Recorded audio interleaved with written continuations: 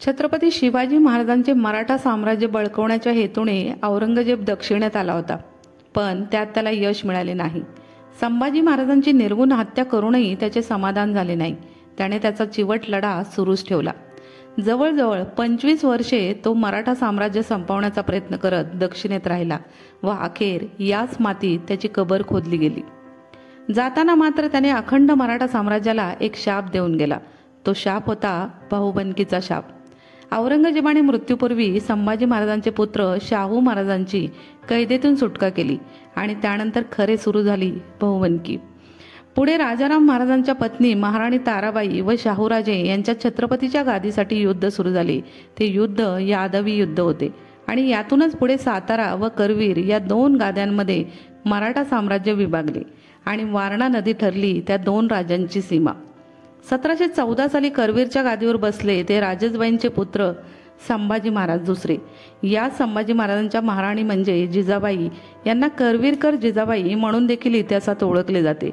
तसं करवीरचे राज्य आकाराने लहान होते, त्यातच चोहो बाजूंनी शत्रूचा विळखा, गोव्याच्या पोर्तुगीजांपासून ते निजामापर्यंत. या उलट सातारच्या गादीला म्हणजे शाहू छत्रपतींना शिंदे होळकर असे मातब्बर सरदार लाभले व बाळाजी विश्वनाथ भट सारखा पेशवा. त्यांच्याच जोरावर मराठा साम्राज्य उत्तरेत विखुरले गेले. छत्रपती शाहूंचे राज्य देशभर वाढत असताना करवीर राज्य मात्र वारणेच्या पलीकडेही जाऊ शकले नाही.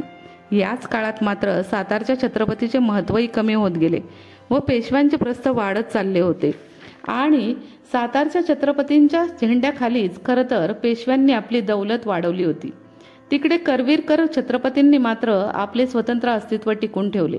1745 नंतर करवीर राज्याचा सर्व कारभार व धोरण जिजाबाई ठरवू लागल्या. करवीरकर छत्रपतींचे अनेक शत्रू होते, पण असे म्हटले जाते खरा धोका होता तो पुण्याच्या नानासाहेब पेशव्यांचा. नानासाहेब पेशव्यांना मुळातच करवीरचे स्वतंत्र अस्तित्व मान्य नव्हते, परंतु तसे उघडपणे त्यांनी कधी दाखवले नाही. ते वाट पाहत होते योग्य संधीची. 15 डिसेंबर 1749ला सातारच्या शाहू छत्रपतींचे निधन झाले. त्यांना वारस मुलगा नसल्याने गादीला वारस नव्हता. त्यानंतर दोन्ही भोसले घराणे एकत्र येऊन कोल्हापूरच्या संभाजी महाराजांना मराठा साम्राज्याचा छत्रपती बनवण्याचे अनेकांचे मत होते, परंतु नानासाहेब पेशव्यांना मात्र ते मान्य नव्हते. त्यांनी तसे होऊ दिले नाही. त्यावेळी त्यांनी कोल्हापूरच्या ताराराणी साहेबांचा नातू रामराजांना गादीवर बसवले. रामराजे भोसले कुळातीलच असल्याबद्दल अनेकांनी शंका व्यक्त केली. याचा फायदा नानासाहेबांनी घेतला व त्यांना नामधारी छत्रपती ठेवून सगळा कारभार स्वतःच्या हातात घेतला.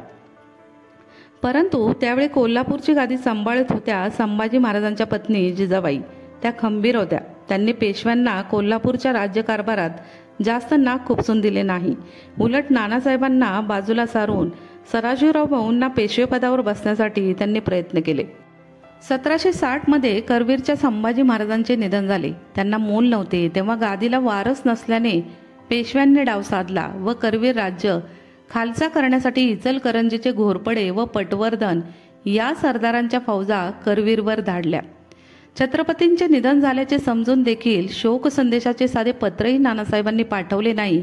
याचा राग जिजाबाईंना आला. परंतु पेशव्यांच्या ताकदीपुढे करवीर सारख्या छोट्या संस्थांचा निभाव लागणे अशक्य होते. परंतु जिजाबाई खंबीर होत्या. त्यांनी फौजेची जमवाजमव केली व पेशव्यांच्या फौजांशी वारणेच्या काठावर लढाई केली. परंतु आश्चर्य म्हणजे एवढे मोठे पेशव्यांचे सैन्य असूनही कोल्हापूरचं सैन्य त्यावर भारी पडलं. याच दरम्यान उत्तरेत पानिपतमध्ये मराठ्यांचा पराभव झाला व त्या धक्क्याने नानासाहेब पेशव्यांचा मृत्यू झाला. त्यानंतर पेशवेपदावर माधवराव पेशवे आले व त्यांनी कोल्हापूरच्या छत्रपतीच्या गादीवर दत्तक वारस मंजूर केले. तेव्हा खानवटकर भोसले घराण्याचे वारस कोल्हापूरच्या गादीला मिळाले व कोल्हापूरचे राज्य टिकले. नाहीतर नानासाहेबांनी ते कधीच घशात घातले असते. छत्रपती भोसले घराण्यातील एका राणीला आपल्या पतीच्या निधनानंतर आपले राज्य वाचवण्यासाठी पेशव्यांशी युद्ध करावे लागले. ही मराठेशाहीच्या इतिहासातील फार मोठी दुर्दैवी घटनाच म्हणावी लागेल. धन्यवाद.